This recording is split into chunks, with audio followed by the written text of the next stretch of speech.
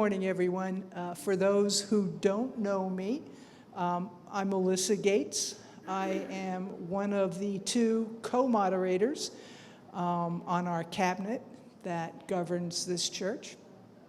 My co-moderator is Bill Bryant, sitting right here. He doesn't need any introduction. So what we're doing here is just glossing over. Did they get folders?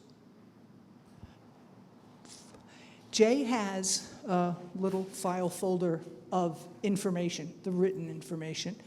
And so we are going to just gloss over that so you can enjoy your bedtime reading at your leisure. So one of the first things we'd like to talk about is this church, how this church runs.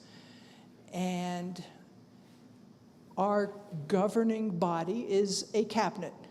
And the cabinet has officers, and the officers are the two co-moderators that work on a 2-year rotation. We have a treasurer and we have a clerk. I think they also are on a 2-year span of time. Other than the officers, we have 3 members at large that listen to what the people in the congregation say to them and bring it to us at the cabinet, so we're kept apprised of what the congregation is thinking. And then there are ministries. So ministries, we have a ministry of welcoming, we have a ministry of outreach, we have a ministry of we got a bunch of ministries. Call to Care, Ministry of Call to Care. And there is a representative of each ministry on the cabinet. And so with the cabinet comprised, it is all of us on the cabinet that work to govern this church. And we have elections, annual meeting. One of the things that you'll find out is one of the benefits of being a member is that you are allowed to vote at the annual meetings. Anybody who's not a member can certainly come to the annual meetings. They can talk and have a voice, but they can't vote. And so it's the members who vote on who they want to have as the officers of the cabinet and the ministries, things like that. But it is the cabinet who governs this church. And unlike other Protestant denominations, yes, we are a member of a conference. We're a member of the Southwest Conference. But as Jay will tell you, the conference doesn't dictate to us. Then the Southwest Conference, amongst all the other conferences around the country, are members of the General Synod of the United Church of Christ. And again, the Synod doesn't dictate to us. Jay will explain how that works. But the bottom line is we govern ourselves. We can hear what the conference is saying, we can hear what the Synod is saying, but the only people that make our decisions are us through the cabinet. And what we hear from our congregants. So that's very briefly how this church is governed. And one of the things of the UCC is each church does its own thing. And so Jay will get into that for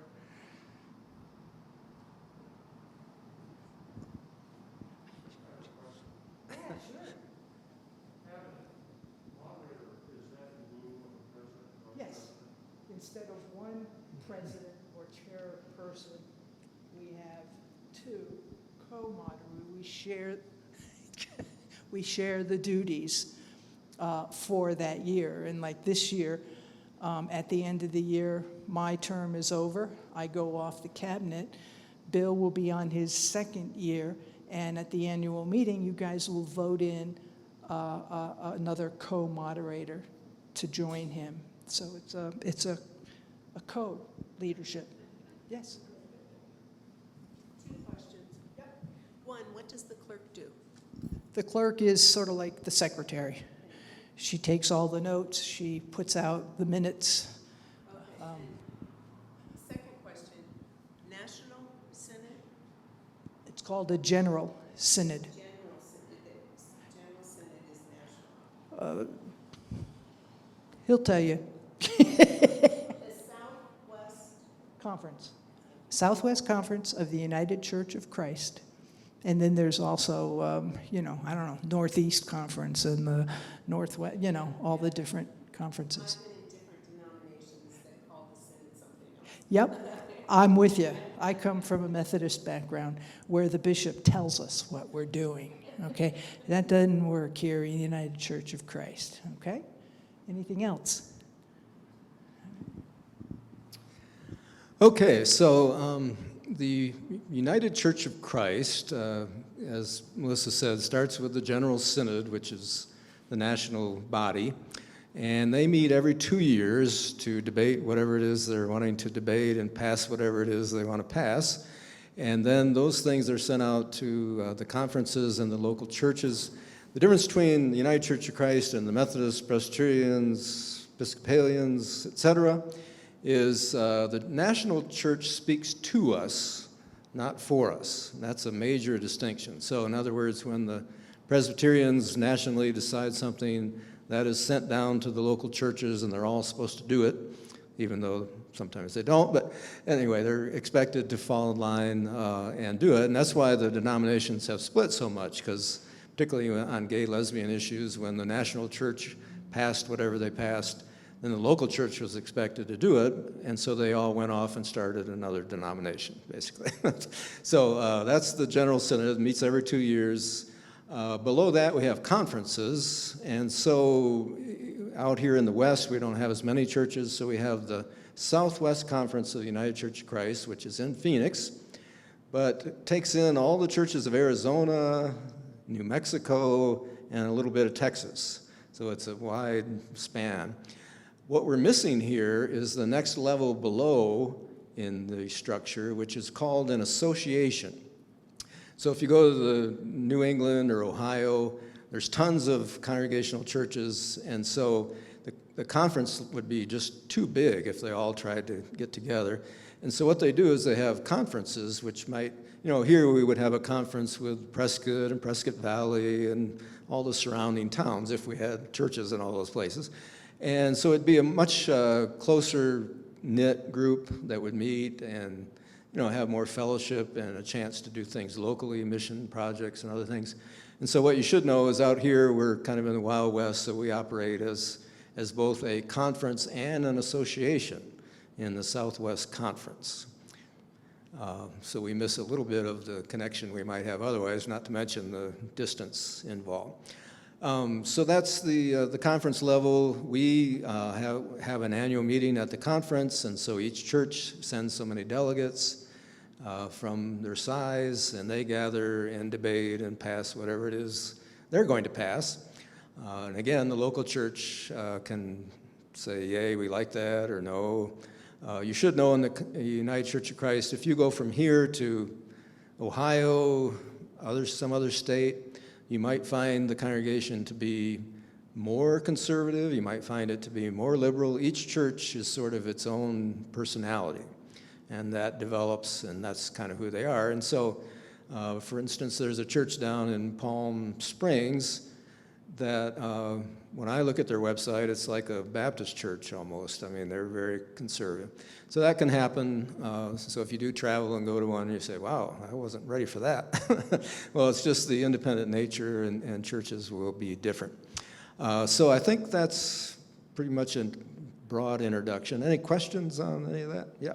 So my question is that do we financially support, how does that work? Yeah. Right. Yeah, in other denominations, we call that the member tax. So we have an expected amount per member that we're supposed to send in to kind of keep the machinery going. But above and beyond that, each church makes its own mission giving to the conference. And so that varies based on size, too. Ours hasn't really been that great. I mean, there's some churches in Phoenix that give a lot because they're much bigger. But we do give some, and we've tried to raise it through the years. Even again, there's been a backlash in recent decade or more about funding bureaucracies above us. That's happened in every church. But we do try to, make our part. The other thing I should say about the whole structure is that the United Church of Christ operates on a covenant understanding. And so, as a Presbyterian, I've tried my best through the years to get my brain around the covenant concept in the United Church of Christ. But what it simply means is kind of like a marriage. You covenant together. You're not forced, but the expectation is that we're going to covenant with the Southwest Conference. We're going to be in relationship with them. We're going to be in dialogue. If we don't like something, we're going to dialogue. If we do like it, we'll do it. And so this covenant concept is very important, and it kind of permeates everything in the understanding. When you're trying to get away from hierarchy, that's the way they're doing it, by saying, let's be in covenant with each other, which doesn't mean you're just free to do whatever you want. You want to covenant together and have a back and forth. Other questions?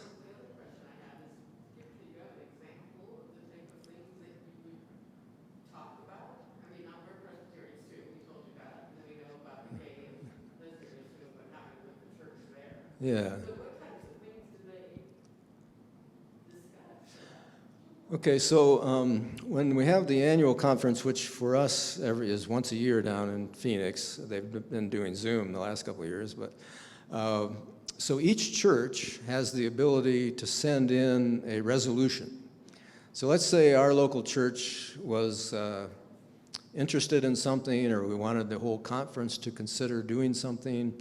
We would craft, the therefores and wherefores, be it resolves, and we would send this document down to Phoenix, and it would be put on the agenda of the conference, and they would have to vote whether they liked it, didn't like it, wanted to do it. And so that's how things bubble up to be considered. Trying to think of a recent one.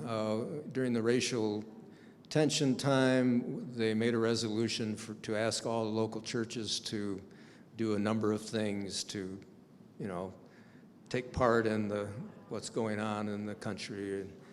And so that's at least one example I can think of. But yeah, so so if an individual in our church said, I think we should consider this, I want you to take that to the cabinet. And so we would take it to cabinet. Cabinet could say, we should send that down as a resolution to the conference, and then the conference would have to do it. So, good question. Anything else? All right.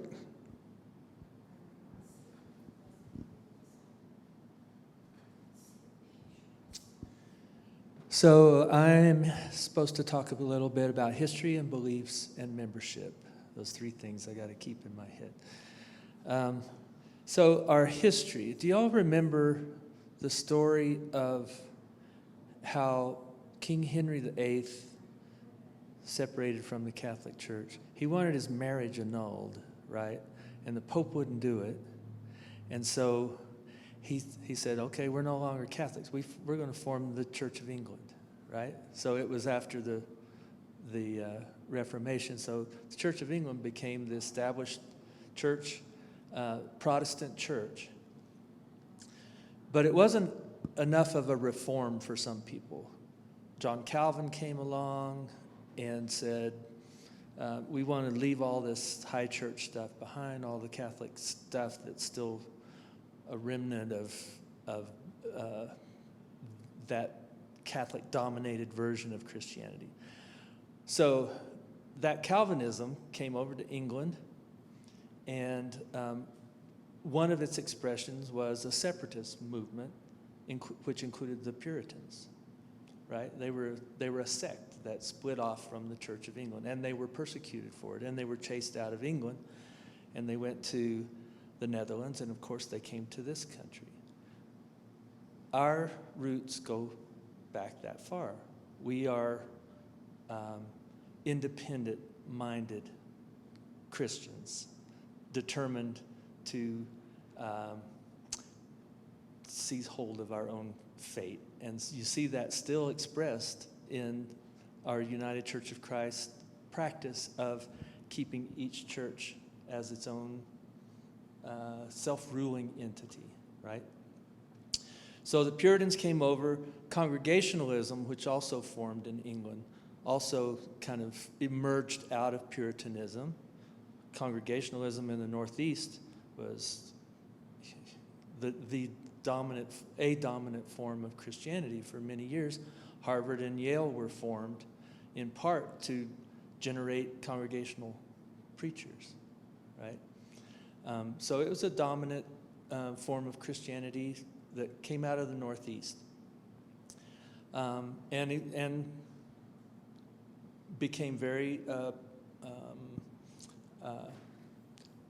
prominent feature of our nation's history in many ways, including in its opposition to slavery. Congregationalists were behind the abolitionist movement.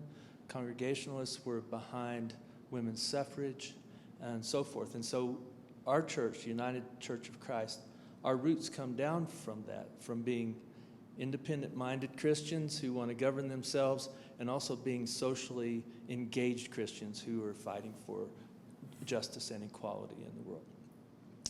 Well, another branch, if you ever look into the history of Protestantism in this country, it's a mess. It's impossible to keep track of. At some point, the Christian church emerges in a couple of different places. It's a long, complicated tale. But in the 1930s, the Congregational Church and the Christian churches decided to merge, and it became the Congregational Christian Church. So there's another stream coming in, too, from Germany, the Reformed Church. People settled in, Germans settling in Pennsylvania and around in there, had the Reformed Church for many years, and a homegrown version of German Christian practice springs up in the 1800s in Missouri called the Evangelical Church. And in the 1930s, those two branches come together. So we've got the Congregational Christian Church over here, and we've got the Evangelical Reformed Church over here. They've merged, each has merged separately. And then in 1957, they decide, well, we're going to come together and form the United Church of Christ. So that's where we begin. Our current incarnation begins. So there were about 2 million people who originally were in the United Church of Christ. There's about 1 million of us now, so the numbers have drifted. So it's a messy history. What is it that keeps us together and gives us an identity and unifies us? Well, one thing is that congregational rule, right? Each congregation is in charge of itself. We don't rely on bishops, and we don't rely on elders or an official structure that can dictate what happens in each church. So that's one of the things that in this messiness we claim as part of our identity. I would say another is the idea of open communion. That is, we come from all of these different places, and we welcome that diversity. One of the phrases that you'll hear in the United Church of Christ is, in essentials, unity; in details, diversity; in everything, charity. So as a theme, that means we agree on some essentials. We are a Protestant denomination. We believe that Jesus Christ is the head of the church and not the Pope. We come out of that Reformation. So we're Protestants, and mainstream Protestants. But we also have a lot of diversity of belief in the details. And we tolerate that because that's part of our identity. And we want charity in all, in welcoming, in that open communion, welcoming a diversity of people, a diversity of views, and seeking that unity out of that diversity. The other thing that sort of identifies us is freedom of conscience, which goes all the way back to our Puritan origins, down through the Congregationalists. There is no doctrine you have to sign on to. You believe what you believe in your heart. Nobody's going to tell you what to believe. And so freedom of conscience is a big part of that. We have 2 sacraments. One is the one Tom's handling right now, which is Lord's Supper, communion. The other is baptism. We believe that anybody, consistent with our open communion, consistent with our freedom of conscience, we don't care who you are. You come up, you're welcome to come up here and share the Lord's Supper with us. And we believe in baptism. And again, it's up to you whether you want to have your baby baptized or whether you want to be baptized as an adult yourself or whether you want your kid when they reach the age of 12 or something to be, that's up to you. We believe, my wife and I have a 2-year-old who we had baptized here. It's been almost a year and a half ago now. And some denominations don't believe in infant baptism. It's like, no, this is a matter of conscience. You're not old enough to know what to do with your religious life. But we see it as a way of initiating our child into a community of believers, into a tradition, into the embrace of people who share our beliefs and values, and with the hope that he will grow up feeling himself, knowing himself to be part of that community and sharing in those values and those opportunities that reside in that community. So sacraments, baptism, and communion. Another phrase you'll hear in UCC circles is Jesus as healer and Jesus as revolutionary. So there's a part of our belief that attends to our individual spiritual lives. We want to be able to nurture everyone wherever they are in their journey as they make their way through their life and grow in their faith, and seek out resources and seek out community in their spiritual lives. We also believe in Jesus the revolutionary who spoke truth to power and who came to upend the social structures that keep people oppressed. And so that's part of our legacy, and that's part of who we are, and that's why we have been at the forefront of things like abolition, things like women's suffrage. That's why we were among the first people to ordain a black minister, a woman as a minister, why we have many congregations have become open and affirming, which means that we not only tolerate lesbian, gay, bisexual, trans, queer people, but embrace them, take them from the margins and center them. Another phrase you'll hear in UCC circles is radically inclusive love, and this is one that I hold close to my heart. Radically inclusive, not just inclusive, not just tolerating people, not just bringing them in and saying you can sit in the pew, but centering them, radically including them, making them the center of our care, our concern, our identity, whatever it is, because that's the example that we see in Christ. So that those two strains of Jesus as healer are here, and the strain of Jesus as revolutionary is here. And so that's history, that's beliefs. Membership. What does it mean to be a member? Well, you don't have to be a member to be part of our community.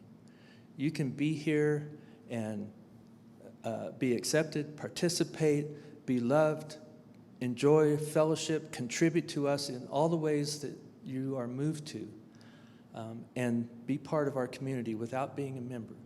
But if you do decide to become a member, one of the things that comes along with that is the ability to serve on the cabinet, and another is to vote at the annual meeting. And so you take a more take on a more official role. You're also expected to contribute to the financial sustenance of the church.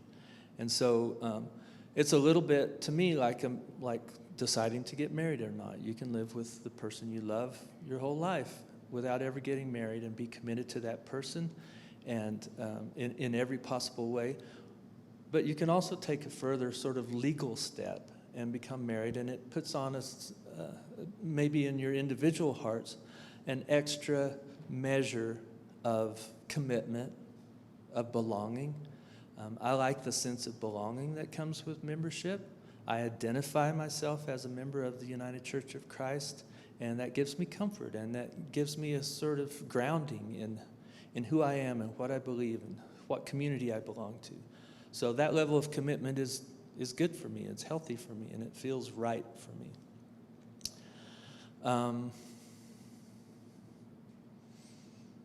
I think that's all I wanted to say. I do want to encourage each of you to find ways to participate. We're a church where if you get an idea, if you want to do something, bring it forward. Talk to Jay, talk to Melissa or me, bring it to the cabinet, make it happen. It could be a book study, it could be a social project, it could be anything you're moved to do, you can make it happen here. So bring it forward and make it happen. So, any questions about anything? Yes, ma'am. I have one and I'm not sure who to ask. There was something from the membership, from the bylaws. Is it possible to be a member of two different congregations? Yes. Yes, it is. Thank you. I still have a membership in Portland, Maine. Well, no, I'm talking about local. I have a very close relationship with St. Luke's Ebony, Mhm. and I've been in congregations that I'm only allowed to be a member in one congregation, and I'm treated like a member there, but I've always said I'm really not. And if that's an option, I'm taking it. I don't It's think open. there's anything that would stop you from becoming a member here. Yeah. Yeah. Yeah. It's, again, it's part of this belief thing where we aren't telling you what to believe or how to believe. Mhm. And we aren't telling you, oh, well, you have to choose one of us over them or them, you know. Mhm. No. It's Nope. And it's like, and then also, going through a year and a half of this COVID. separation Mhm. Yeah. without having enough technology at home for a while. Thank you. it's part of that open communion set of values that we were talking about. The United Church of Christ has sort of covenantal relationships with other denominations too, including the Congregational Church. Not all Congregationalists became UCC. They're still Congregationalists, but we have a kind of relationship with them. And with the Christian Church, the Disciples of Christ, with Presbyterian churches, I think Jay could talk to this, but if you're an ordained minister in Presbyterian church, we have a relationship, the UCC has a relationship that says, you can be a pastor in our church, that's great. So that sort of open covenantal ethos, we find it in having communion, in our history, in our covenantal relationships with other denominations. So, yes. Another question, are you not, you also have a covenant relationship with ELCA, Evangelical Lutheran Church of America? I think so. And the Presbyterian is Presbyterian Church UC, it's ECUSA, it's not all Presbyterian churches. Yeah. Yeah. No, that's good. Anything else? Yes, ma'am. I'm fascinated by the idea that this church body formed without saying this is what you're supposed to do. Mm. And maybe I would answer that question, but could you go over that again? How did that happen? Where you have this group of people who said, well, we want to be friends, like we want to go commune together, but we don't want to tell you how. Yeah. Well, you got to go back to those feisty Puritans, I think, who said, you know, we each have our own relationship with our God. Pope can't tell us. No church structure can tell us. We are independent souls who enter into relationship with each other voluntarily. And it's so American in a way, right? I mean, the UCC is a mongrel church, right? All these different, but I say that in the best possible way, because mongrels aren't susceptible to the problems that purebreds are, right? The inbreeding. They're survivors. They're feisty. They're independent, and that's kind of true of us. And that freedom of conscience quality, it seems to me sort of quintessentially American and rooted in that Puritan beginning. And so it is possible to form that kind of community with like-minded people without it being dictated and forced by a set of rules and strictures, and you're either in or out. It's a much looser, to me, much healthier sense of what it is to be in community with other people. This church here was a Congregational church, of course, in 1880. It was founded here in Prescott. This church building was built in 1905, something like that.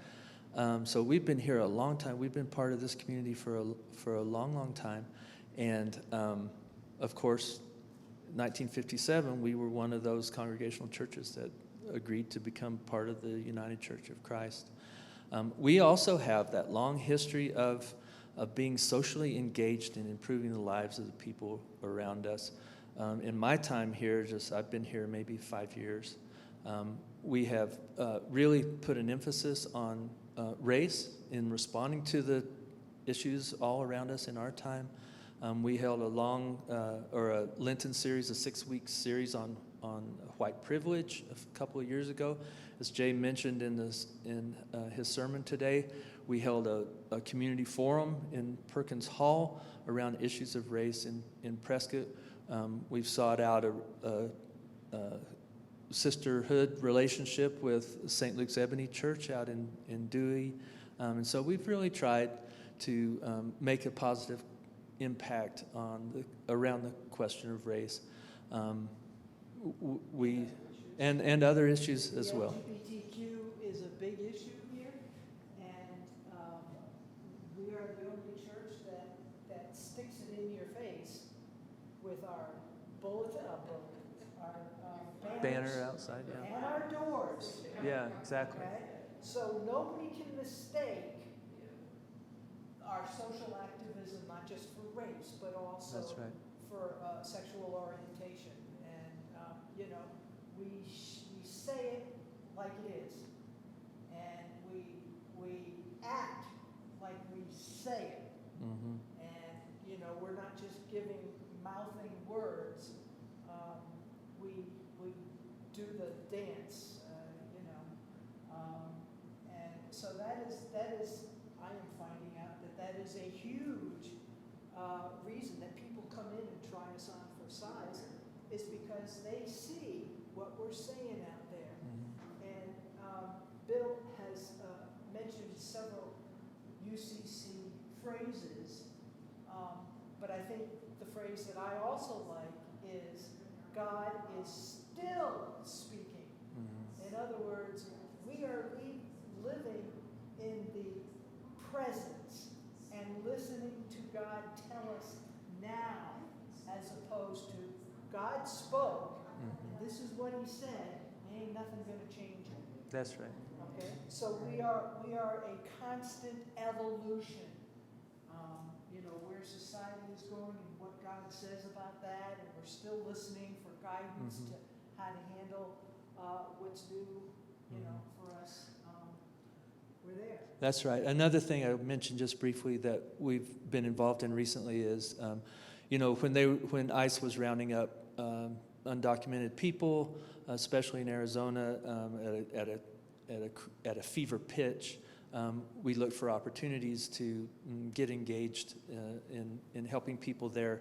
One of the things that came out of that was helping DACA students, Dreamer students here in Prescott. We essentially adopted a family, a family of whose parents were undocumented, a young woman who's going to college and her older brother who's going to college, both undocumented. We help them through applying for DACA status. We've given them money for tuition to complete their educations. It's been, a very hands-on, very specific, helping real people in real crisis in their lives around that particular issue of being an undocumented person in this country, which is not, and not an easy thing to do. And I'd just like to add one more thought as far as beliefs. I came from a Methodist upbringing, and every Sunday we would recite the Apostles' Creed, the Korean Creed, the Nicene Creed. UCC doesn't have a creed, okay? So there's no, as everyone has said, there is no structured thing that we say, we believe, and yet everybody believes that way. We don't have a creed because we accept different beliefs, different ways of believing. And so I found that extremely eye-opening, that there was no creed. I would respond to that because the feel here is very different. Yeah, it is. So say that we went to Lutheran church first. Oh, Then we raised our kids in mostly in the Presbyterian church, which the Lutheran church is much more, it's more like a Catholic church. Uh-huh. That was a difficult change too, to go just from that to this, to Presbyterian. But here it just is. yeah, I mean, it feels just, yeah, I don't even know what word to use, but No matter who you are, you're welcome. where you are, what you are, how you are, you're welcome here. Even me. Hey, well, we have people who are Catholics, but they come here. I think we have a woman who is Jewish, who comes here. It's just, you just come. You are. One of my favorite things to say is, come on in, take what you need from us, and leave the rest behind. No big deal. So, any questions? Anything else, Jay? Jay keeps an eye on me for time. So just, quickly reiterating what Bill said. Participate in this church. Be creative. Okay, we are, as a matter of fact, the three of us had a conversation this past week. How can we, with COVID, how can we still bring people together? How can we bring people in? And we're thinking of what would interest people. And, he said, a book discussion, or pre-COVID, we actually had a 6-week seminar on Judaism. so we could learn about another religion. I was all set to have another on Islam, so we could learn about that. But COVID put an end to that one. But the idea is, whatever you can think of that interests you probably interests other people in the church. And so just let your cabinet members know, and we can create anything that helps people, helps you learn, helps you socialize, helps you to help other people in the community. And we have outreach programs. You can cook dinners for the women and children. You can pack groceries for people who need food. You can, what you got? That's it? Sing. Well, yeah, but that's in the church itself as opposed to outreach. Yes, anybody who likes to sing, please come see me. I'm trying to resurrect Altar Notes, which is our swinging musical group, but we've lost so many members. There ain't many of us left. So if you do sing, you want to sing, come join us. Or play an instrument. We found out one of our new members plays the saxophone. I think I was supposed to say something about the foundation, I think. Oh, yes, the foundation. So the church has a foundation that goes back to the early 90s, and the pastor back then, Reverend Bradstreet, created it with the cabinet. And through the years, we've collected bequests from various members, and they probably have close to $1 million in mutual funds. We have United Church funds, which are part of the United Church of Christ, socially responsible funds that we invest in. And so they oversee that. And then years ago, we were gifted the building, the restaurant on the corner. And so they manage that. It's going to be the Red, White, and Brew pretty soon. So they pay us roughly $5,000 a month for the rental on that. And so the foundation kind of keeps all that, and they're responsible to be fiduciaries and take care of it all. The church is separate. So the thing to think about the foundation is the only reason the foundation exists is for this local church.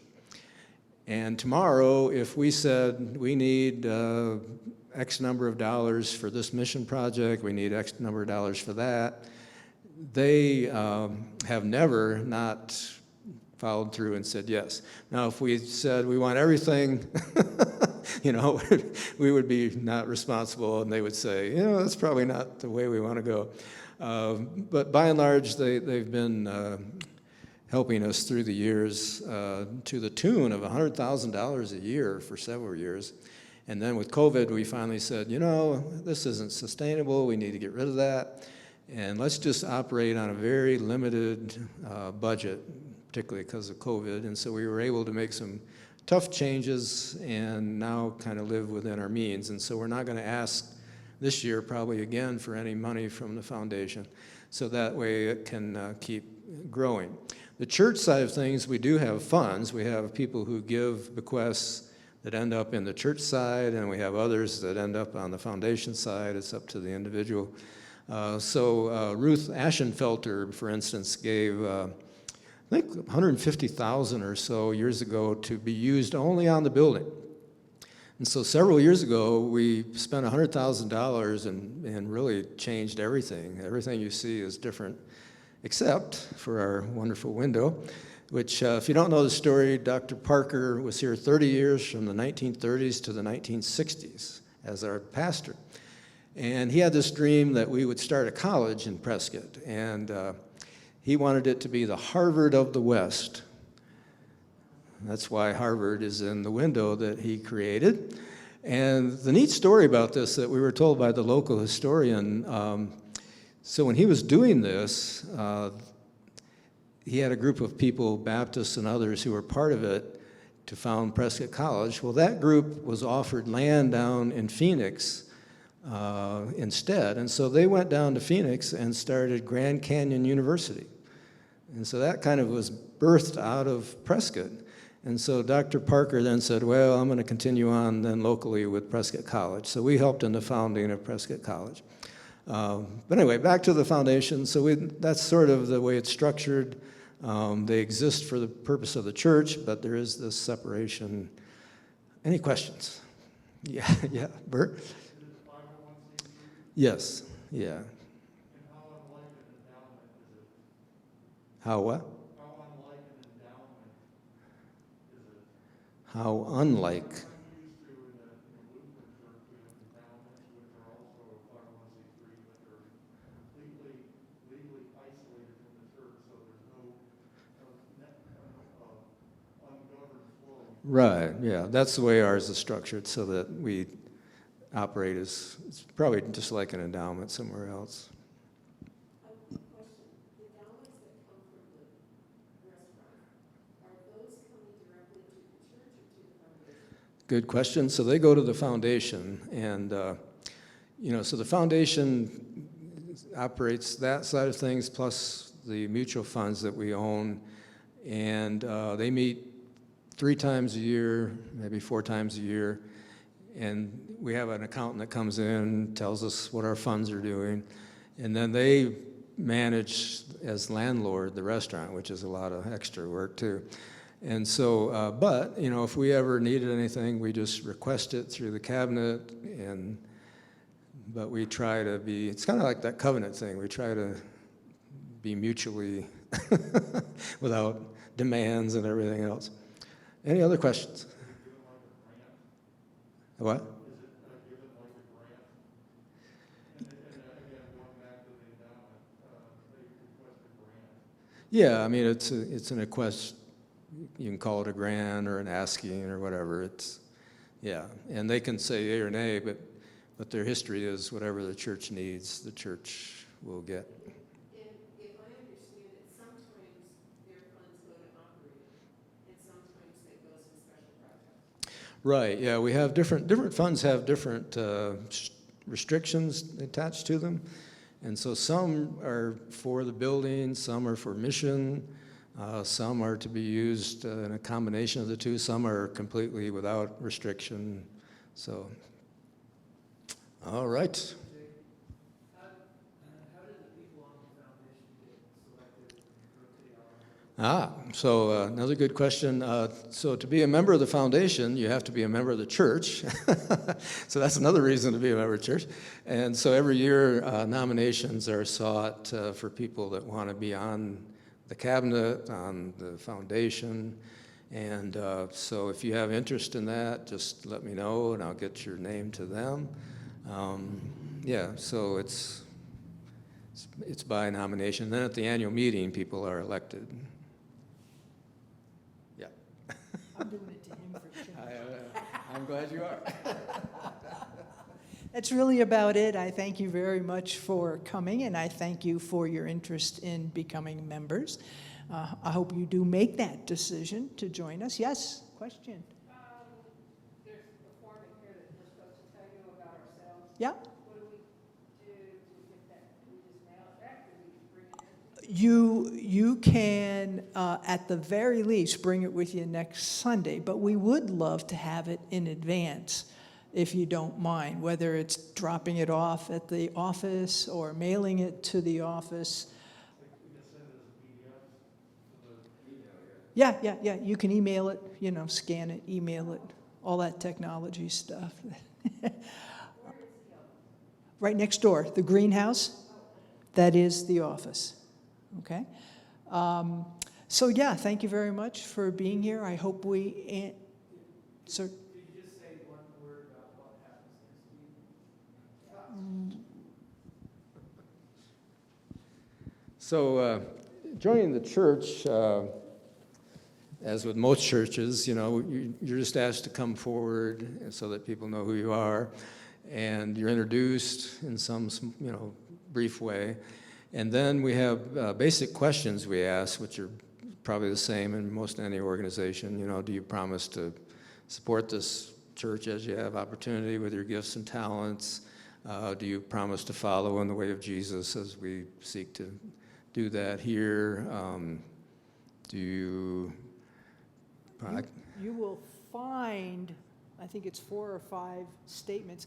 If you look into the bylaws that you have, the package of bylaws in there, you will see at the beginning, it lists, I think it's 4 or 5 statements that you agree to, which is, faithfully come to church, support with your talents and your finances, and belief in Jesus, and there's something else there.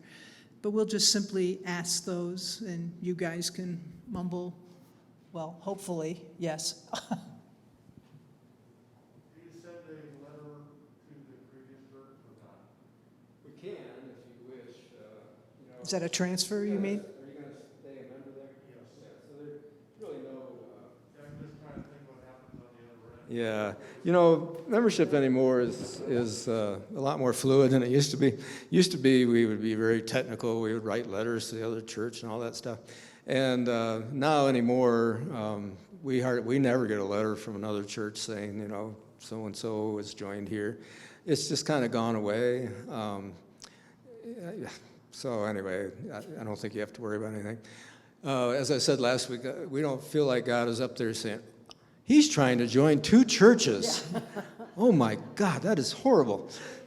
Probably more like, go for it, Is that it? That's it. Well, let's have a closing prayer, and other questions afterwards you're welcome to ask.